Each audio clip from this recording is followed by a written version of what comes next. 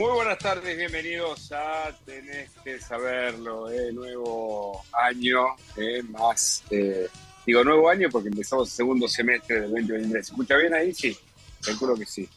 A veces no me termino de acostumbrar a esta tableta que tiene un lente en un lugar que no es el ideal, pero que toca. Ahí está, me tengo que inclinar yo para que se vea. Decíamos que empieza el segundo semestre del 2023, este año fundamental en términos electorales, donde esperemos que cambie algunas de las situaciones en las que estamos, sea que continúe el oficialismo, sea que gane la oposición, y en ese sentido vamos a tratar de hablar con alguien que se especializa en el campo. Sabes que el campo es el lugar donde más la Argentina obtiene los beneficios, los dólares, el dinero que ingresa a la Argentina para pagar lo que después el Estado nos debería devolver en mejores servicios, pero que permite pagar las cuentas, y permite la distribución de esa riqueza que es fundamental para que este país funcione, pese a que algunos gobiernos, sobre todo el kirchnerismo, le ha gustado criticar al campo, tratarlo de oligarca,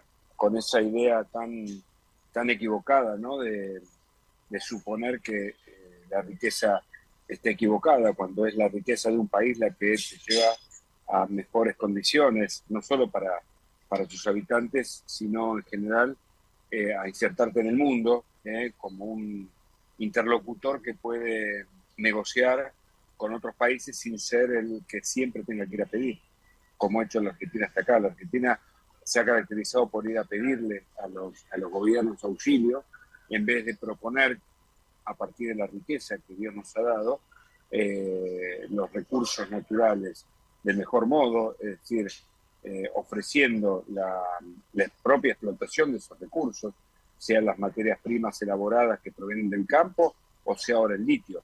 El gobierno de Gioja, para hablar particularmente de San Juan, a propósito de las elecciones en las que perdió el peronismo después de 20 años, evidentemente de mala administración, gran parte de ese sostenimiento a lo largo de 2 décadas del peronismo estuvo basado en las regalías de la minería que aprovechó Gioja, con la lumbrera y con otras mineras que seguramente no dejaron tanta riqueza en general para la población, porque evidentemente se han votado otros signos políticos porque la cosa no está bien, y eso es lo que fortalece una democracia, la alternancia y la exigencia sobre opciones que puedan mejorar no solo los nombres, sino también las políticas de una y de otra gestión que tiene que ir alternándose bajo esa exigencia de mejorar las condiciones de vida. Y en ese sentido,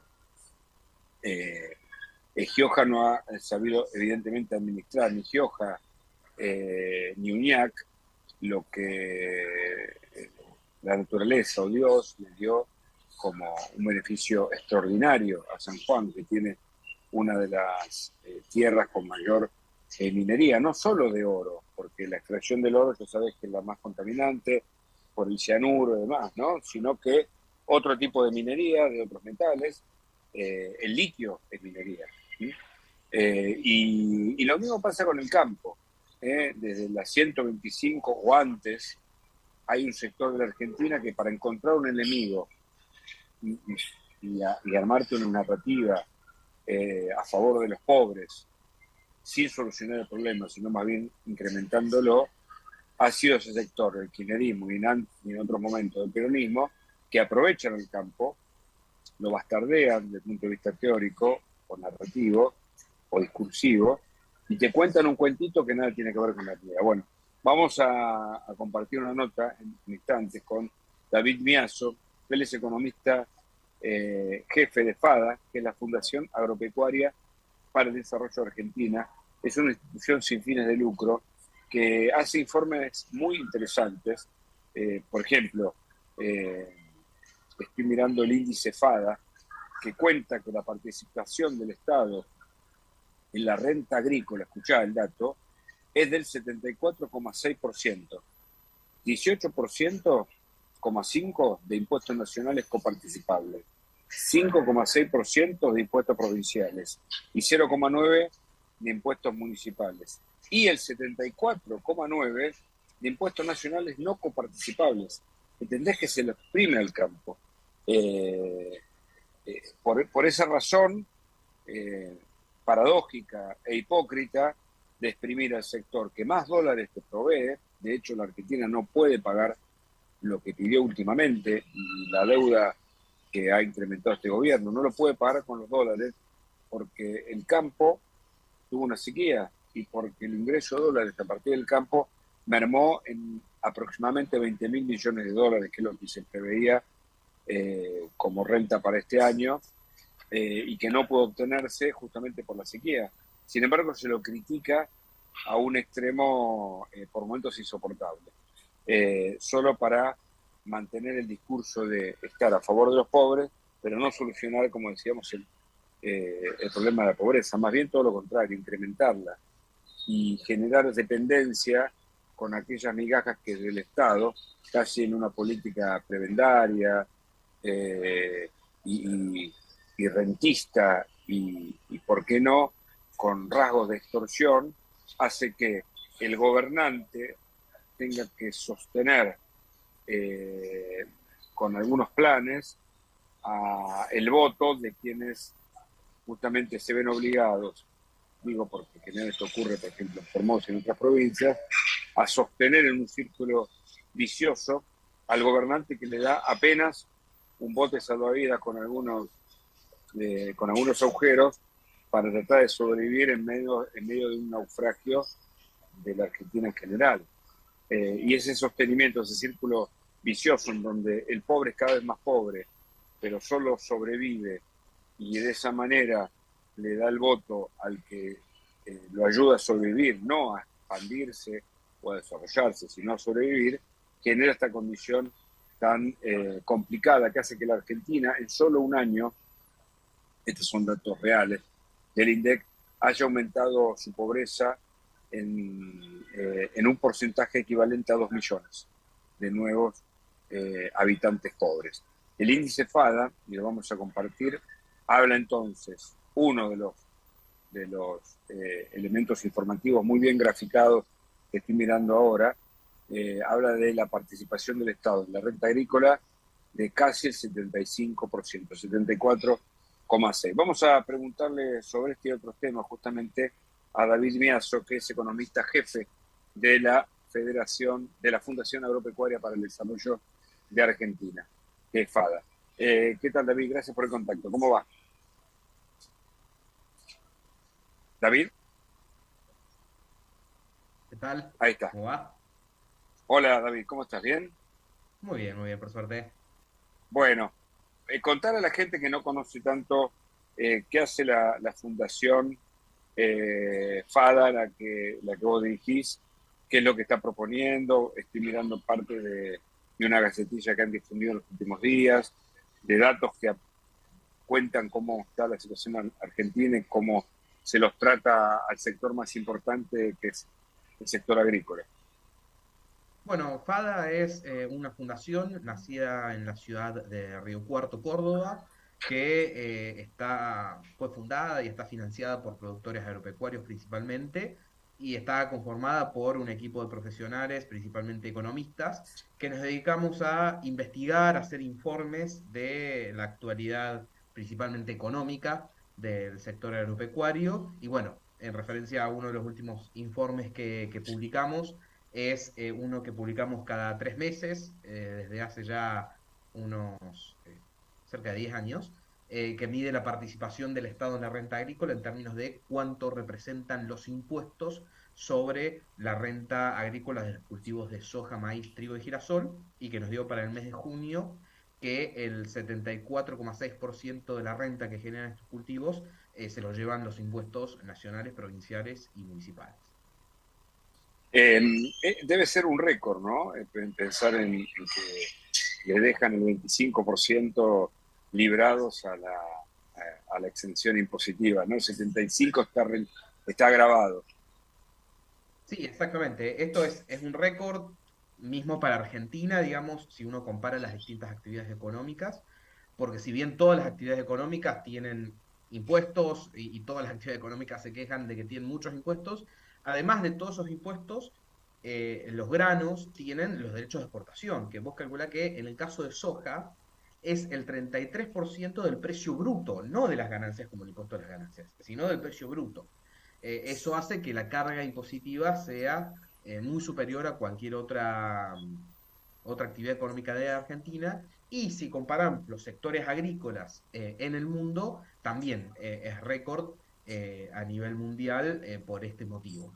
Si lo comparamos, si queremos ser con la región nada más, Uruguay, Paraguay, Brasil, Argentina tiene una carga tributaria ampliamente superior, a lo cual además se suma, si uno mira desde la perspectiva de las actividades exportadoras, la brecha cambiaria, ¿no? En el sentido de que recibe un dólar que vale la mitad de lo que vale en realidad, digamos, ¿no? O sea, si un dólar oficial que vale la mitad de lo que valen los dólares libres, y además sobre ese dólar oficial tienen los derechos de exportación, por lo tanto en su momento se le llamaba dólar soja, que es el tipo de cambio efectivo que recibe menos los derechos de exportación.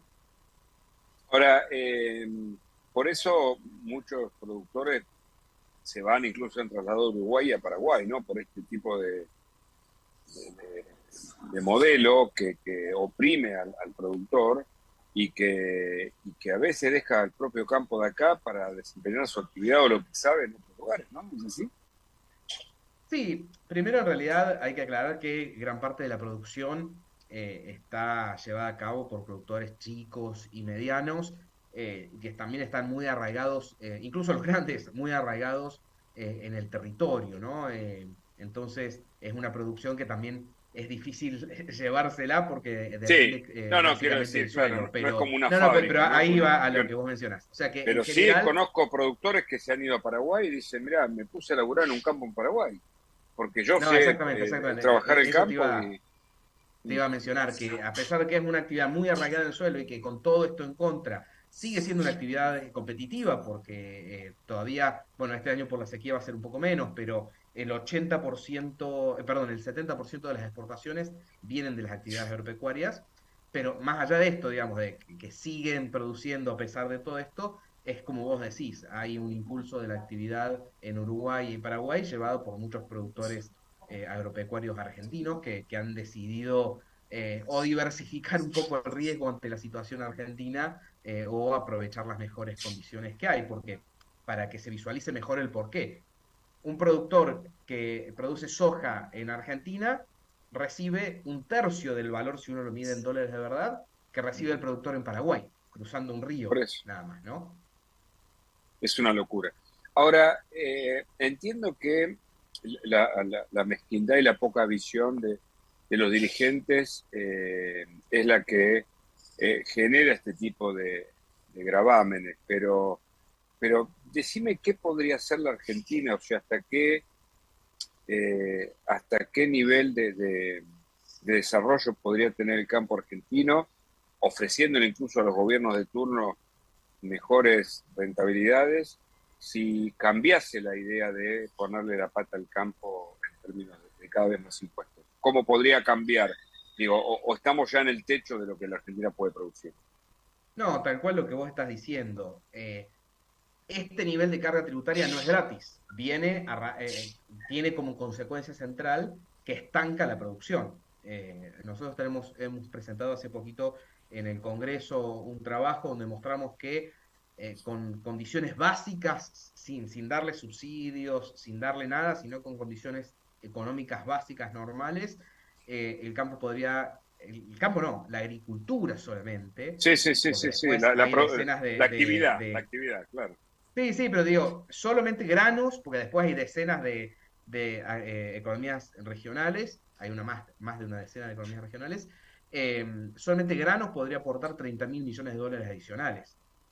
Se está hablando que Vaca Muerta va a aportar en pocos años cerca de 20.000. Bueno, tenemos del agro 30.000 millones adicionales que se podrían generar, más de medio millón de puestos de trabajo, y eso además de dólares y empleo es desarrollo del interior productivo. Vos calculás que la agricultura está presente en Buenos Aires, Córdoba y Santa Fe, que son lo más importante, pero en San Luis, en Santiago del Estero, en Entre Ríos, en Salta, entonces es una producción muy federal, que además de aportar esto en dólares y empleo que decía recién, también puede ayudar a un desarrollo más equilibrado del país, ¿no? Donde hoy tenemos el 40% de la población que se concentra en unos pocos kilómetros en el área metropolitana de Buenos Aires, y eso después se traduce en problemas de seguridad, de calidad de vida para las propias personas que vivimos acá. Entonces, claramente puede ayudar también a pensar un desarrollo de un país de manera distinta, más allá de la propia producción, sino ya pensando en el desarrollo territorial, la distribución de la población, la calidad de vida. Mm. Eh, Tanto Bailo como Domínguez son hombres de campo, entiendo, con los que el sector agropecuario ha tenido algún nivel de conversación. Sin embargo, no han solucionado cuestiones de fondo, me parece, en cuanto a la política de Estado eh, sobre el tema campo. ¿Qué pensás? ¿Hay un obstáculo en lo ideológico en este tipo de gobiernos que mira al campo con desdén, por ejemplo? Sí, yo creo que puede haber algo ideológico, pero creo que también va un poco más allá. Por ejemplo, la cuestión de los derechos de exportación. Puede haber un componente ideológico, pero principalmente es un componente fiscal, ¿no? Un gasto público insaciable que no se puede financiar con impuestos excesivos, no se puede financiar con deuda, no se puede financiar con inflación, nada alcanza. Creo que termina jugando más eso que la cuestión ideológica, que seguramente puede estar presente. Y después también terminan jugando muchos de los desequilibrios macroeconómicos que genera este propio gasto público insaciable, como la inflación. Entonces, por ejemplo, durante la gestión de Domínguez se cerraron las exportaciones de carne, o sea, básicamente se dijo de un día para el otro, mañana no se puede exportar, con contenedores Me llenos, acuerdo, negocios hechos. me Digo, como acuerdo, me para acuerdo. lo que fue el nivel. Básicamente es algo parecido a que a cualquier comerciante le digan mañana no puedes abrir, como pasó en la Una pandemia locura. realmente, ¿no? O Eh, nosotros no y podemos, o no puedo hacer un programa o no puedo escribir, no puedo hacer un programa de televisión o de radio, lo mismo. claro, a partir de mañana, o Me sea, corta, de manera totalmente discrecional y sin ningún resultado, porque lo cuando se vio paradójico, no tuvo ningún perdóname tipo de resultado. perdóname la interrupción, porque para ir concatenando y comprenderte. Yo no soy de campo, pero mis padres un poco sí, parte de mi familia, recorro mucho, conozco, y de hecho mi mamá era de Rawson, mi padre de Chacabuco, que es una de las tierras, bueno, y tenemos familiares en Mercedes, donde tiene tierras, por ejemplo, Guado de Pedro, que es productor agropecuario. Entonces, tanto Guado de Pedro, entiendo que Rossi, Domínguez, que es de Chacabuco, no sé, estoy pensando en Bailo y otros, son gente que ha generado, digamos, que se ha beneficiado con el tema del campo. Ahí es donde me pregunto cuánto juega el ideológico y cuánto, porque es como, si lo entienden, ¿por qué no lo hacen, no? Claro, sí, sí, tal cual, tal cual. Por eso te digo que me parece que termina jugando esta otra cuestión. Recién lo de la carne te lo mencionaba en referencia a los desequilibrios macroeconómicos, principalmente la inflación, que obliga, no obliga, pero incentiva a los gobiernos a tratar de tomar medidas que se sabe que no van a tener ningún impacto sobre la inflación, como fue el cierre de exportaciones de carne, pero como puede ser los famosos fideicomisos del aceite o la harina, o como puede ser los precios cuidados. Se sabe que nada de eso va a funcionar porque el problema no está ahí, el problema está en la moneda, e igualmente se hacen. Entonces, a lo que yo iba con esto es que Bailo puede estar muy convencido que los derechos de exportación son una muy mala política, pero no logra traccionar una agenda de gobierno donde los problemas fiscales y económicos marcan la agenda. Y el problema es que, como no se resuelven de fondo, se tratan de ir haciendo otras cosas que terminan generando mayores problemas. Entonces, si yo no soluciono la sustentabilidad del gasto público de entrada, bueno, genero impuestos excesivos como las retenciones que terminan planchando la actividad y evitan que el país genere más riqueza, más exportaciones, más empleo. O si yo no voy al fondo de la cuestión de la inflación, cierro exportaciones que generan problemas en la cadena de carne, estoy permanentemente molestando a las empresas con los acuerdos de precios sin que realmente eso después termine significando. Con las tarifas te estoy llevando a distintos lugares, pero fíjate, es todo un parte de un mismo problema. Cuando se quiere solucionar el problema, congelo las tarifas, genero millones de problemas, pérdidas, caída del nivel de actividad en todos esos sectores, pérdida de calidad de los servicios públicos. Entonces, no se quiere solucionar, no se quiere asumir el costo político de solucionar el problema de fondo y se terminan generando desequilibrios en otras actividades productivas, en este caso de nuestros Y temas que vos, estamos conversando, en el campo. vos acá, estoy mirando parte del informe que ustedes hicieron, decís que esto se incrementa año a año, que este año subió 13 puntos más este costo impositivo respecto al 2022, que los que adquieran campos obviamente tienen incrementos y costos mucho mayores. Y esto no parece que fuese a cambiar, ¿no? Me da la impresión de que en la medida que siga este gobierno con esta política, es muy difícil ver un cambio de rumbo, sí. No, tal cual, es muy difícil ver un cambio de rumbo, es muy difícil ver que los derechos de exportación bajen o que la brecha cambiaria baje, que son dos de los temas centrales, o generar más previsibilidad respecto a los principales mercados de las actividades, es muy difícil que cambie. Está la esperanza de que eventualmente cambie con un cambio de gobierno, incluso si pueden ser algunas de las mismas figuras que están hoy, debido a que el ministro de Economía es también candidato a presidente, pero que en un barajar y dar de nuevo algunas de estas cosas puedan cambiar, entendiendo todos los impactos que genera positivos, por ejemplo, bajar los derechos de exportación, que realmente se entienda y se vea que bajar los derechos de exportación, lejos de ser un problema para el país o un desafío, es una solución, porque te va a generar más dólares, más trabajo, más inversión, que es lo que realmente, si pensamos un minuto, es lo que el país necesita para salir de la crisis. No necesita más impuestos, necesita generar más riqueza, ¿no? Y más dólares, y más empleo para que la gente pueda tener salarios dignos. Entonces, ahí está el principal tema, que entre la dirigencia Eh, política se entienda eso. Vos sos economista, entonces te pregunto algunas cuestiones para también compartir con nuestro público. ¿Cuánto genera el campo aproximadamente? Porque se habló de un déficit a partir de la sequía de 20 o 25 mil millones de dólares. ¿Cuál es, a grosso modo, la generación de divisas de un año de producción agropecuaria? ¿Sabes? Bueno, el año pasado se exportaron 60.000 millones de dólares. Ajá. Fue el nivel de exportación del agro en general, donde granos había aportado cerca de 45 mil millones y el resto, todo el resto de las cadenas cárnicas y economías regionales. Y bueno, sobre esos 45 es que las estimaciones son que este año caiga entre 20 y 25 a raíz de la sequía, básicamente para ponerlo en números redondos, porque se cosechó la mitad de la cantidad que se cosechó el Claro. año pasado, o incluso un poquito menos. ¿Eso va a cambiar para el año que viene? ¿Ya se espera o el fenómeno del niño o alguna... Bueno, terminó la niña, la sequía después de 3 años. ¿Puede cambiar? ¿Hay expectativas en esos términos de la naturaleza? Sí, sí, sí. Se espera que el año que viene la producción sea más o menos normal. Ajá, Vuelva a ser por lo menos lo que fue en el 2022, que también fue año de seca, pero no tan profunda. no tan Entonces, profundo, y claro. además con buenos precios internacionales por la guerra Rusia-Ucrania, entonces no se habló mucho del tema, pero también fue un año de sequía.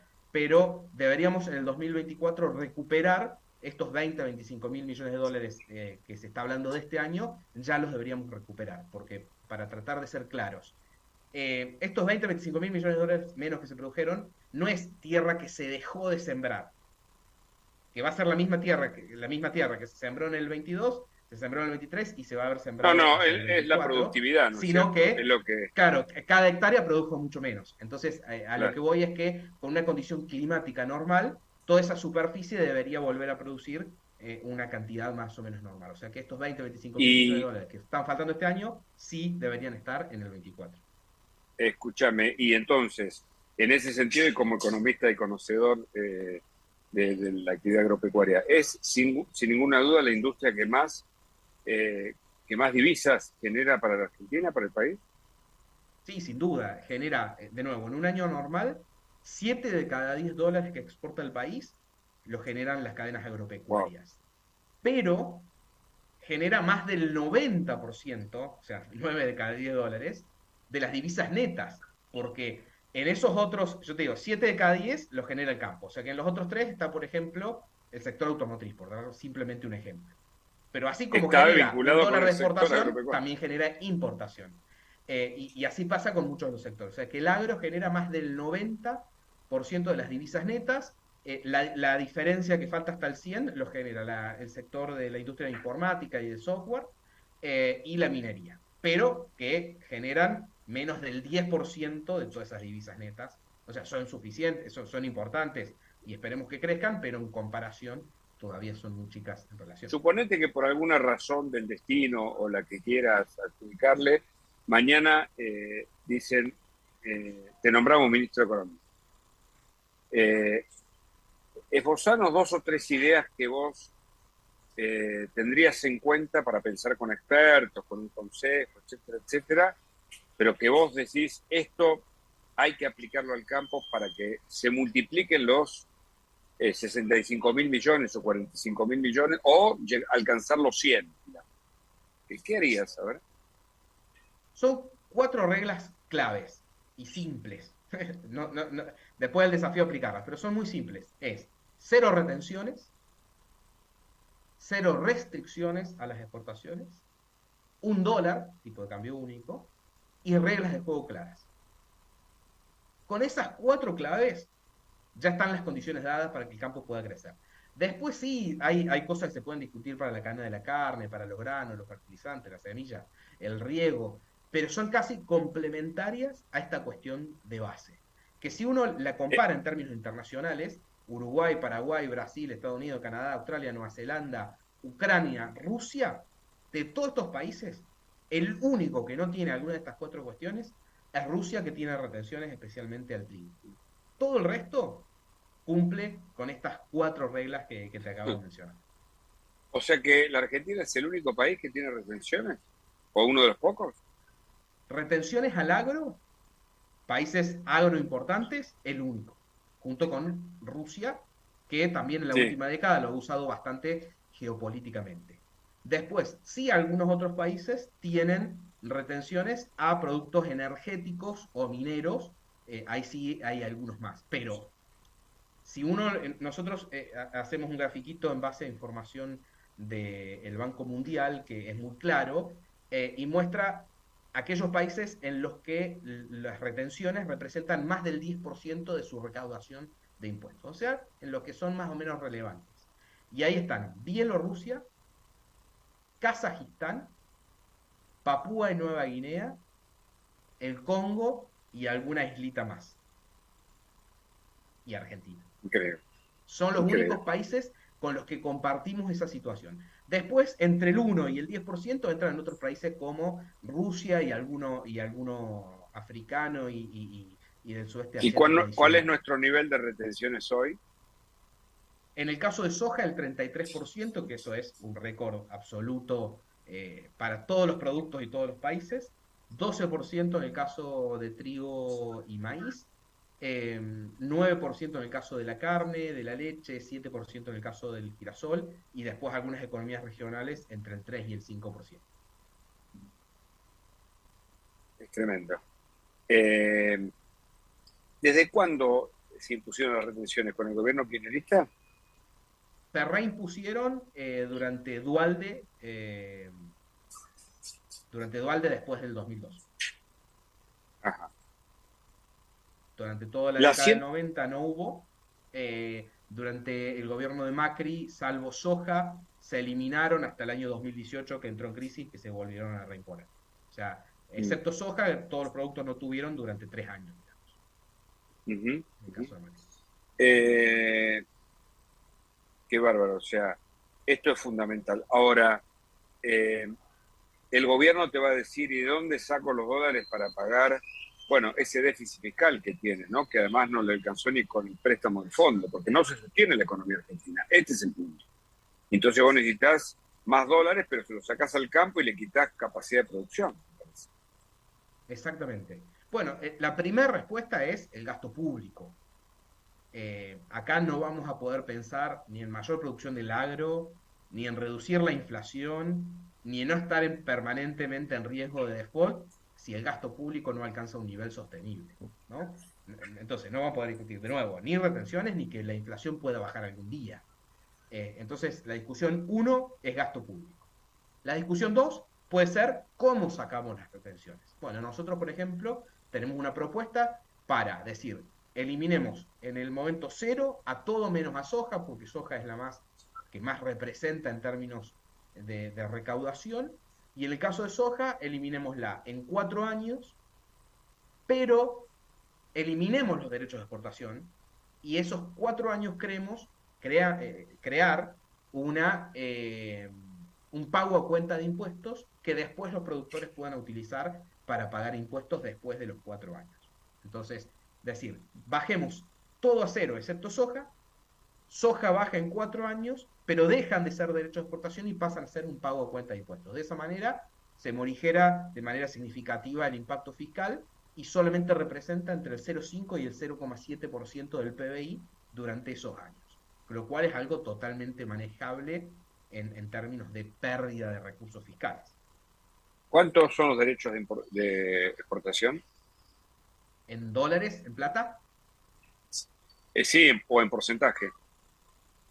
No, bueno, en porcentajes son los que te mencionaba recién. Son las En retenciones, plata sí. son, en un año normal, de acuerdo a cómo estén los precios, entre 7 y 10 mil millones de dólares. Mm. Si consideramos la base de 10 mil millones de dólares, esta propuesta que yo te mencionaba recién limita el impacto máximo anual a entre 2.500 y 3 mil millones de dólares. La 125, esencialmente, ¿qué proponía? ¿Te acordás? Básicamente proponía un esquema de retenciones móviles. En vez de ser, por ejemplo, decíamos en soja, 33% en soja, que se fuera moviendo. Si el precio subía, las retenciones podían subir, no me acuerdo bien hasta qué nivel, pero hasta cerca del 45% podían llegar a subir. Y si el precio bajaba, bajaban en términos proporcionales. Con lo cual, por supuesto, complicaba la situación del campo, pero a la vez tenía un sentido un poco más lógico, ¿o no? Sí, complicaba en el sentido de que podían ser más altos, o sea, implicaban una suba ese nuevo esquema, por eso también se introducía, digamos, no por simplemente porque que quisieran hacer algo que fuera mejor para el campo, sino porque querían tratar de meter una mayor suba y esconderlo atrás de este esquema. Eh, Podía ser desde alguna perspectiva lógico esto de que bajen si bajan los precios, pero también generaba muchos problemas esa propia dinámica en los mercados de futuros, por ejemplo, que es una herramienta que los productores usan para poder cubrirse, destruía los mercados porque los achataba totalmente y complicaba mucho cualquier tipo de cálculo de precio futuro. ¿Cuándo nació FADA? Bueno, FADA nació oficialmente en el año 2010, pero un poco vino a raíz de la 125, donde un grupo de productores agropecuarios y empresarios agroindustriales básicamente dijeron, bueno, estuvo muy bien o no todo esto de cortar rutas para evitar que evitar que pase la medida o algo por el estilo, pero lo que el campo necesita hacia adelante es un centro de estudios que sea capaz de generar información, que sea capaz de generar ideas, que sea capaz de generar datos para actuar en la política desde la propuesta y no desde la protesta. Y así nació FADA. Mm, mm. Eh, ¿Qué ves del plan Massa como economista? Si es que hay un plan, ¿no? Porque se pagaron con yuanes los compromisos de 2.700 millones de dólares para mostrar, a ver, digamos, interpretar lo que digo, o en todo caso, la interpretación es para mostrar que el gobierno tiene alguna otra herramienta que no sean solamente los dólares que ya no están en la reserva, o que no sé si están o no utilizando los encajes bancarios. Y después, la idea de movilizar un poco la industria, pero bajando la desocupación y con algunos datos que no terminan de convencer a nadie, o en la práctica ni siquiera pueden frenar o bajar la inflación del 7% mensual, ¿no? ¿Qué ves? Bueno, lo primero respecto a los yuanes, más que demostrar algo, simplemente era que no había en el Banco Central no tiene un dólar partido por la mitad. y lo único que le prestaron fueron yuanes, entonces usaron eso. Esa es la realidad de fondo, digamos. No era que el Banco Central decía, bueno, tengo dólares y tengo yuanes, decido pagar con yuanes para mostrar. No, no tenían un solo dólar y los yuanes tampoco es que los tenemos, nos los prestan y nos cobran un interés por esos yuanes, ¿no? Entonces, Mucho más esa simplemente, lo que pagamos al fondo, ¿no? Interés más alto. sí, exactamente, interés más alto. Así que simplemente eso como pequeño comentario. Y no, lo de Massa hasta el momento ha sido un plan, bueno, muchos economistas ya le han puesto nombre, plan llegar, plan aguantar, porque en realidad eso es lo que hemos visto, es estirar la situación lo máximo que se pueda para llegar al cambio de gobierno sin una devaluación, sin devaluar antes, ¿no? Eso es lo que se ha visto hasta el momento. Alguna mínima moderación en el gasto, que es uno de los problemas centrales, decíamos, gasto, emisión monetaria e inflación. Entonces, alguna mínima moderación en el gasto, que eso es positivo, pero después simplemente vos fijate, eh, una de las cuestiones, bueno, con el tema con el swap con China, con los yuanes, bueno, vamos a usar parte de ese swap para pagar importaciones porque no tenemos dólares y parte lo usamos para pagarle al FMI, que en realidad lo del FMI es que algunos meses quedamos abajo y otros meses quedamos arriba hasta que viene el nuevo desembolso. Y después ha sido financiarse con los importadores.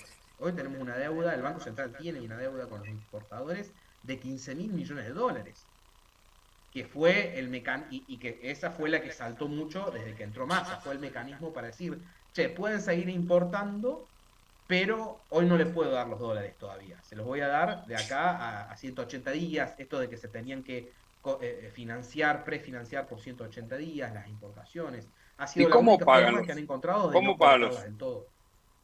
los importadores, cómo pagan sus mercaderías? Con sus propios dólares y el gobierno se las tiene que dar. Claro, el esquema normal, el importador tiene pesos, porque vende acá en el mercado interno en pesos, le pide dólares oficiales al Banco Central, el Banco Central se los da y paga por la importación de lo que tenga que importar, sea una cubierta, un auto, una computadora, lo que fuera, ¿no? Ese es el mecanismo normal. El Banco Central les dijo, bueno, para una parte importante de las exportaciones, yo no les puedo dar los dólares porque no los tengo, financienlas.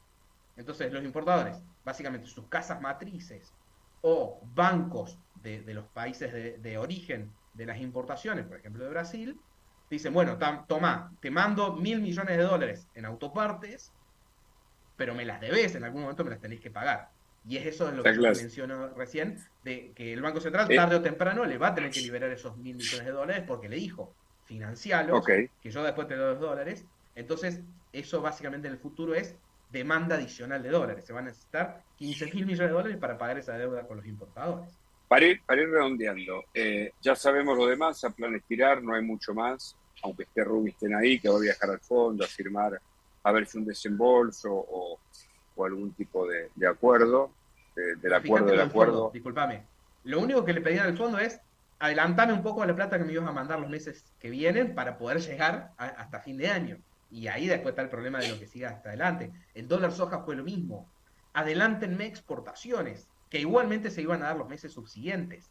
No es que generaba nada nuevo. Traigamos Estamos muertos. ahora El lo que tema iba a es entrar los próximos meses. si van a tocar los encajes bancarios, esa es la pregunta, ¿no? Difícil, ¿eh? Saber. Bueno, en algún punto, a ver, seguramente has visto por ahí algún cálculo de que se habla de que hoy las reservas netas son negativas en cerca de 5.000 millones de dólares. Sí, entre 5 y 7, Bueno, sí. si el banco usó de más 5.000 millones de dólares, ¿de dónde los usó? Son, claro.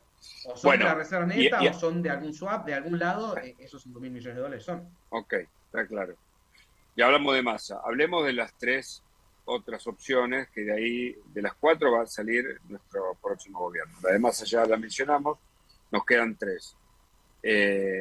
Milei es economista, me dirás qué opinas breve de la que él propone, aunque sea muy sintéticamente. Y después, en el equipo de Bullrich me parece que está Melconian comandando. Y en el equipo de Larreta, el que comanda es Redrado, me parece. O lo que vos digas. ¿Qué pensás? A ver, dame un pantallazo de estos tres últimos. Bueno, no, de Milei, respecto al programa económico, creo que lo principal que ha dicho, bueno, reducir el gasto, que veníamos diciendo que es algo importante y trascendental, y la dolarización, que la dolarización básicamente lo que se le discutía en un momento, más allá de lo que implica de perder la política monetaria, etcétera, básicamente lo que se le discutía es, bueno, vos necesitas dólares para dolarizar. Y fue lo que terminó reconociendo últimamente, de que dijo que tenía de dónde conseguir 35.000 millones de dólares. Bueno, si vos hoy tenés de dónde conseguir los 35.000 millones de dólares, solucionás el problema tanto sea una dolarización como no sea una dolarización. Digamos, si conseguís los dólares frescos, podés salir del problema muy rápido.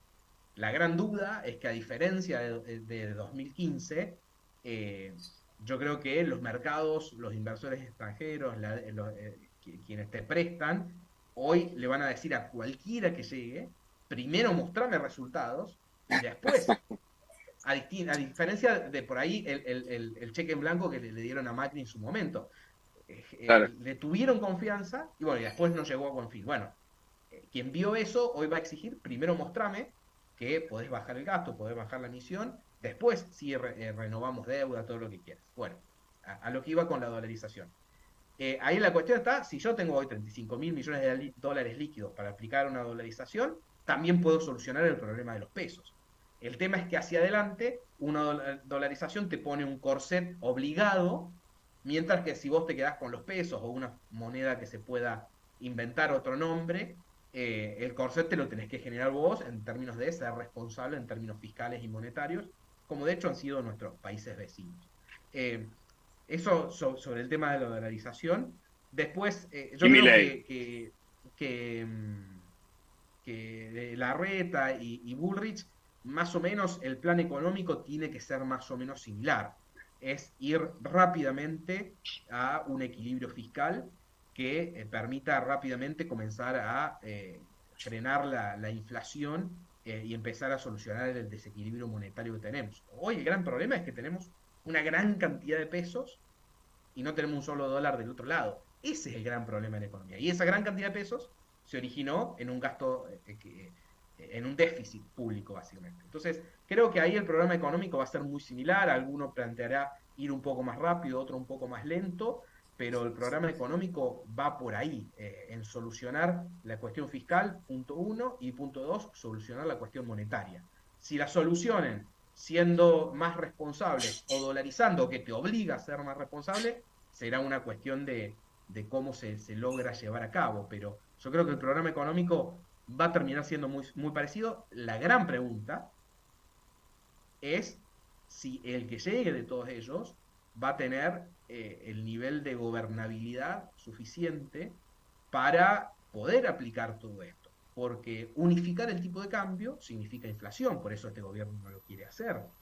Bajar el gasto significa tocar muchos bolsillos que de hoy, de una manera u otra, reciben, entre ellos todos nosotros que de alguna manera tenemos subsidiado el transporte, tenemos subsidiada la energía, el gas, etcétera. Entonces, eso también genera mucho rechazo y descontento social. Todo esto en un contexto de más del 40%, del 40% de pobreza, ¿no? Y de una inflación que va a cerrar este año en cerca del 140. Y entonces ahí yo creo que va a estar el gran desafío, en la habilidad económica y política de poder transcurrir ese 2024 que va a ser muy duro, pero que hacia adelante si se logra más o menos encauzar, no tenemos que ser Suiza, pero más o menos encauzar a Argentina, yo soy muy optimista a partir de 2025, decíamos con el campo, con Vaca Muerta, con el litio, la minería, la economía del conocimiento, realmente hoy hay muchas cosas para ser optimista con el país. El tema es pasar ese valle, ese desierto de confianza, de dólares, hasta que lleguemos al 2025. David, ¿y quién de todas las propuestas habla más del campo? ¿Quién los tiene más en cuenta? ¿Quién para vos representa mejor lo que es la problemática y lo que el mundo agropecuario desea? Bueno, por lo menos en el discurso, en lo que se le escucha decir, en las propuestas, yo creo que a Patricia Bullrich se le escucha un poco más hablar más enérgicamente del campo, y comparada con Larreta y Milei, probablemente hasta sea un poquito más cercana por conocer hasta un poquito más, simplemente. Yo creo, por lo que hemos escuchado, uno está pendiente de qué dice cada uno respecto a los principales temas del campo, y pareciera que Patricia Bullrich es la que más habla del tema, la que pretende políticas que están más cerca de todo lo que uno está mencionando. Pero bueno, nosotros, por ejemplo, desde FADA, que tenemos el rol de estar en contacto con los economistas que vos mencionaste, con sus equipos, estamos charlando con todos, estamos acercando la información a todos, la información, las ideas, las propuestas por ahora son bien recibidas, hay que ver qué hacen en su momento. Con esto quiero decir, los equipos económicos están trabajando todos también en el capítulo agro. Pero bueno, el candidato, el político, creo que a Patricia es la que más se la escucha. David Meazzo, economista, jefe de FADA, que es la Fundación Agropecuaria para el Desarrollo de Argentina, que es una institución sin fines de lucro. Gracias por este contacto. Hugo, un gusto conversar contigo. Un abrazo. Bueno, cerramos un nuevo capítulo de Tenés que Saberlo. Gracias a todos. Por supuesto, a Ariel Lizanzo, a Nina Ferrín por la UAI, por esta querida radio, en la primera en obtener un Martín Fierro como radio nativa digital. Gracias a Brian Pereira por ponernos al aire, el operador, que siempre hace malabares para que estemos del mejor modo posible. Gracias a Lobos y Corderos, a Estefanía y a Brandon Machiavelli, y también a la producción comercial de Moni Luki y Graciela Leopolí. Nos encontramos la próxima semana. Gracias.